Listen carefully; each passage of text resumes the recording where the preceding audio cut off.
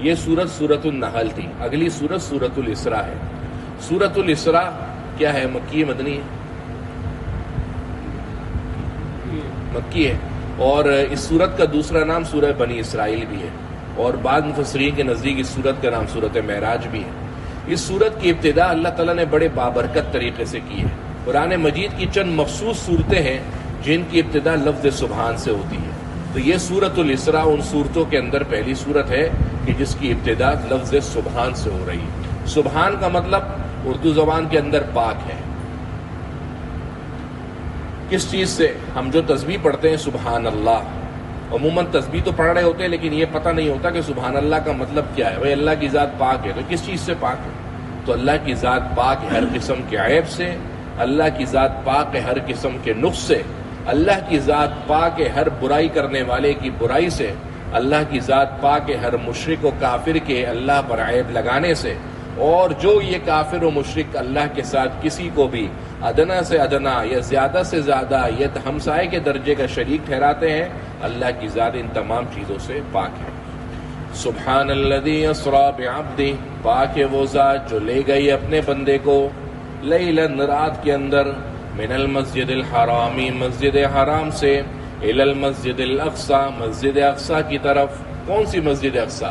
الذی بارکنا حولہ، جس کے آس پاس ہم نے خوب برکتیں عطا کی تھی. لنوریہ، تاکہ ہم اس کو دکھائیں، من آیاتنا، ہماری نشانیوں میں سے. انہ هو السمیع، بلا شبہ اللہ سننے والا ہے، البصیر دیکھنے والا ہے.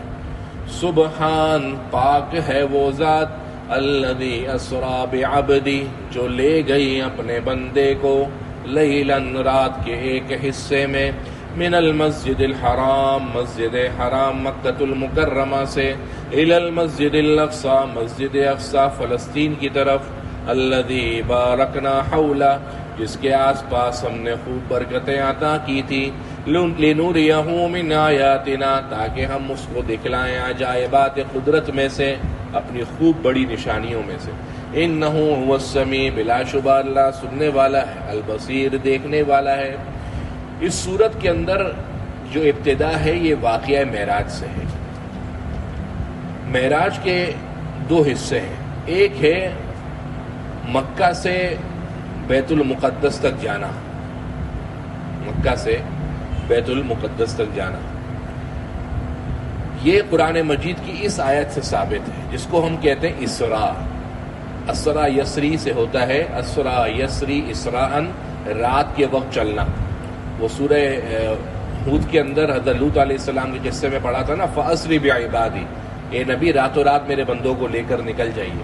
تو اسرا یسری کے اندر رات کا معنی چھپا ہوا ہے. جو چلنا رات میں ہوتا ہے اس کو قرآن تعبیر کرتا ہے اسرا یسری اسراءً سے، اور جو چلنا دن کے اندر ہوتا ہے قرآن اس کو تعبیر کرتا ہے ذلہ سے یا یجری سے، یمشی سے.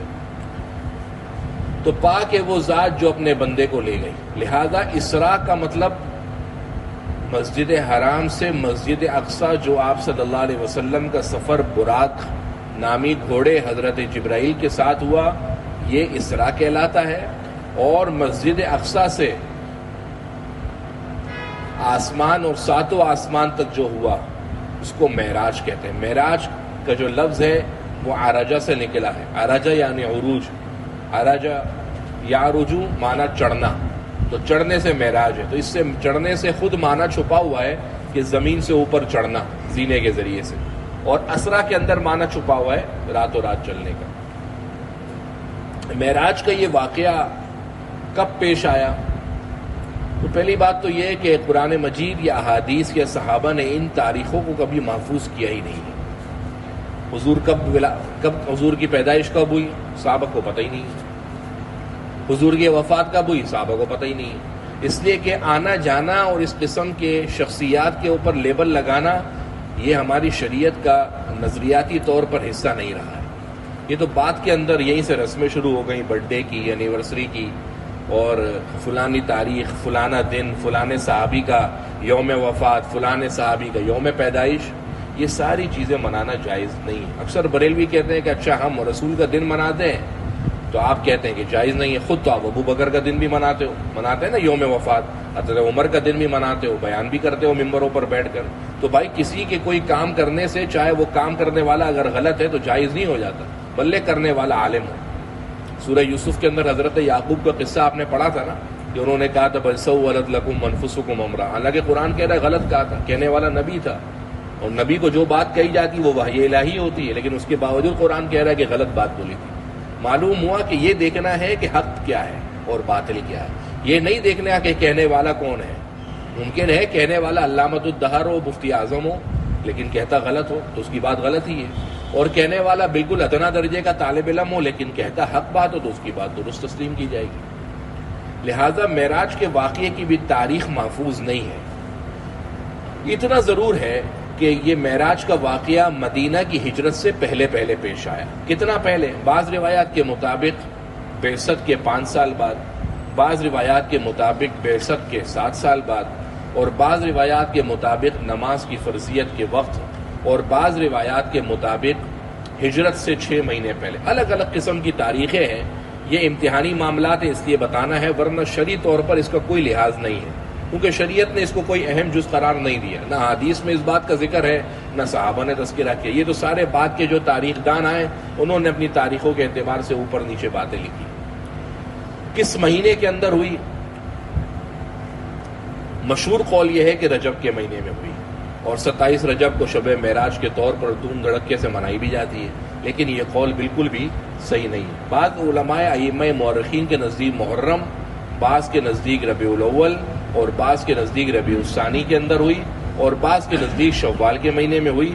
رجب کا کوئی قول ہے ہی نہیں. رجب کا قول خالی عوام کے اندر مشہور ہو گیا ہے غلط, حالانکہ اس کا تعلق معراج کی رات کا تعلق اس شب معراج جو ہمارے ملک کے اندر یا مملکت میں منائی جاتی ہے بطور شب معراج, اس کا کوئی تصور نہیں ہے. جو معراج ہوئی یہ جسمانی تھی یا روحانی؟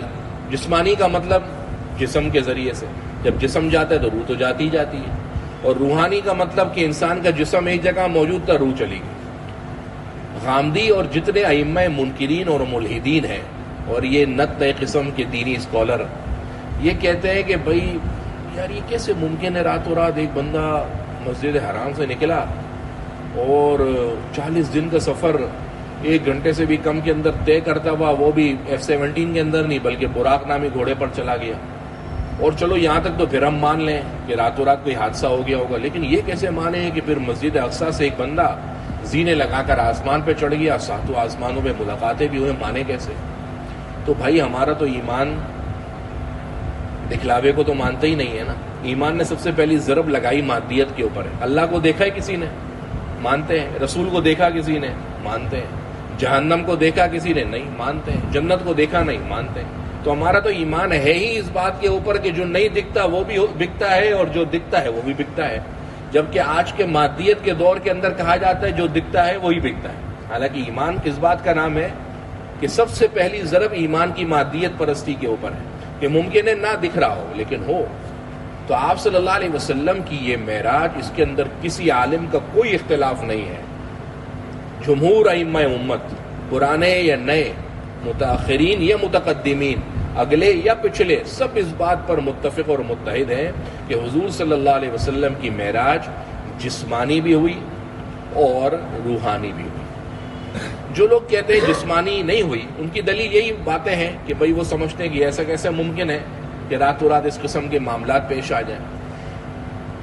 تو جو ائمہ اور علماء کرام اس بات کو جسمانی اور روحانی مانتے ہیں وہ کہتے ہیں دیکھو قرآن کی آیتوں سے بھی اس بات کا ثبوت ہے. اب یہ لفظ آیت جو معراج کی شروع ہو رہی ہے اسراء کی, اس کا پہلی ابتدا کس سے ہو رہی ہے؟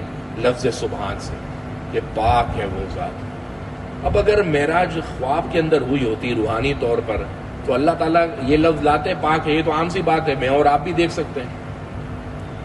بھائی جنت جہنم تو میں اور آپ بھی خواب میں دیکھ سکتے ہیں نا, اس میں نبی کا کیا کمال ہوا؟ نبی کو تو کرائی معراج جسمانی طور پر تھی, جبھی تو اللہ تعالیٰ اتنے بہترین انداز سے اور امر عجب اور تعجب کے ذریعے سے بتا رہے کہ سبحان, پاک ہے وہ ذات. دوسری دلیل الذی اسری بعبدہ, عبد کو لے کر گئی. عبد کا تعلق کس سے ہے؟ جسم سے اور روح سے. میں کیا ہوں؟ عبد الرحمن ہوں, رحمان کا بندہ ہوں. تو کیا خیال ہے صرف میری روح ہے یا جسم بھی ہے؟ بھائی جسم اور روح دونوں مل کر عبد بنتا ہے نا. تو اللہ فرما رہے جو راتوں رات اپنے بندے کو لے گئی، تو بندے کا تعلق جسم سے بھی اور روح سے بھی. صبح آپ صلی اللہ علیہ وسلم نے ام ہانی سے کہا کہ ام ہانی رات کو نا میں معراج پر گیا تھا. ام ہانی نے کہا اللہ کے نبی یہ باتیں کسی کو بتائیے گا نہیں ورنہ لوگ خواہ خواہ میں آپ کو جھٹلا دیں گے. تو بھائی اگر معراج خواب میں یا روحانی طور پر ہوئی ہوتی تو ام ہانی کہتی کہ کسی کو بتائیے گا نہیں. یہ تو عام بندہ بھی زیارت کر سکتا ہے یہ ساری چیزیں. ان ساری روایات سے اس بات کا ثبوت ہے کہ معراج جسمانی بھی تھی اور معراج روحانی بھی تھی. اور کتنے ہی نو مسلم اس معراج کے واقعے کو سن کر مرتد ہو گئے تھے. تو کیا خیال ہے مرتد صرف اسی بات کو دیکھ کر ہو گئے تھے کہ خواب کے اندر حضور چلے گئے؟ بھائی ان کو پتا تھا نا کہ حضور تو جسمانی روحانی دونوں کی معراج کے رہے، جبھی تو وہ مرتد ہو گئے تھے کہ ہمیں سمجھ میں نہیں آ رہا کہ یہ واقعہ کیسے ہوا. لہذا یہ ساری باتیں اس بات کا منہ بولتا، دن دہاڑتا، رات چنگاڑتا ثبوت ہے کہ معراج جسمانی بھی ہوئی اور معراج روحانی بھی ہوئی. سبحان الذی، پاک ہے وہ ذات، الذی جو اسرا بعبدی، رات میں لے کر چلی، بعبدی اپنے بندے کو. اسرا کے اندر رات کا معنی چھپا ہوا ہے. آگے دوبارہ اللہ فرما رہے لیلن. لیلن معرفہ ہے نکرہ ہے؟ لیلن معرفہ تو ہے نہیں. الف لام معرفہ ہوتا تو الف لام ہوتا یا نام ہوتا یا علم ہوتا یا منصرف ہوتا. تو الف لام تو لگا نہیں ہے، اس کا مطلب یہ لیلن نکرہ ہے. اور نکرہ ہونے کا اس بات کا ثبوت اور بھی ہے کہ اس پر دو تنوین ہے. اور نکرہ کا ترجمہ کیا جاتا ہے رات کے ایک حصے کے اندر. یعنی یہ نہیں سمجھنا کہ پوری رات سے لے کر صبح تک اتنا بڑا حصہ اس کے اندر مشغول رہا. نہیں، لیلن رات کے ایک چھوٹے سے حصے کے اندر اللہ اپنے بندے کو راتوں رات لے گیا. اور مسجد حرام سے بیت المقدس تک براق پر سفر ہوا. براق پر آپ صلی اللہ علیہ وسلم نے حضرت جبرائیل کو اپنا گھوڑا دیا اور وہ گھوڑا حضرت جبرائیل نے وہاں پر ایک کھونٹی کے اوپر باندھ دیا. آپ صلی اللہ علیہ وسلم نے بیت المقدس قبلے کی طرف منہ کر کے 2 رکعت تحیۃ المسجد پڑھی. وہاں سے آسمان سے ایک زینہ نیچے اترا اور اس زینے کے اندر سے حضرت جبرائیل اور حضور صلی اللہ علیہ وسلم چڑھ کر پہلے آسمان پر گئے، دوسرے آسمان پر گئے، تیسرے آسمان پر گئے، چوتھے، پانچویں، چھٹے، 7ویں آسمان پہ گئے. وہاں سے اس جگہ پر گئے جہاں صریف الاقلام، جہاں پر تقدیر کے جو قلم چلتے ہیں اس کے لکھنے کی آوازیں آ رہی تھی. وہاں سے سدرۃ المنتہا پر گئے جہاں سونے، چاندی، زمرد و یاقوت کے زبرجد جڑنے کے کام ہو رہے تھے، جہاں پر پتے اس قسم کے گر رہے تھے. وہاں سے اوپر بیت المعمور پر گئے جہاں حضرت ابراہیم علیہ السلام بیت المعمور کی دیوار پر ٹیک لگا کر بیٹھے ہوئے تھے اور اپنے محبوب صلی اللہ علیہ وسلم کو دیکھ کر کہا مرحبا یا نبی، اے نبی مبارک ہو.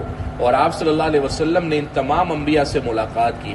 حضرت جبرائیل نے تمام انبیاء سے آہستہ آہستہ تعارف کروایا. حضور صلی اللہ علیہ وسلم نے تمام انبیاء کو نمازیں پڑھائیں.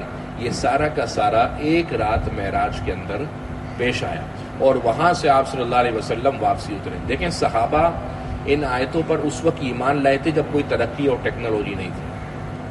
ہمارے یہاں تو بھی برج خلیفہ کی لفٹ بن گئی ہے، کتنی جلدی آدمی اوپر چلا جاتا ہے. لیکن صحابہ کے زمانے میں تو کوئی ترقی تھی نہیں اور انہوں نے مان بھی لیا کہ زینے سے اوپر گئے تھے. اب تو ماننا ہی آسان ہے یہ ساری چیزیں، لیکن صحابہ کا جیسا ایمان تھا. جبھی تو قرآن نے کہا صحابہ جیسا ایمان لا کے بتاؤ کہ جب کوئی ترقی اور ٹیکنالوجی کا دور نہیں تھا پھر بھی صحابہ مان گئے. سبحان پاک ہے وہ ذات الذی اسرا بعبدی جو راتوں رات اپنے بندے کو لے کر چلی.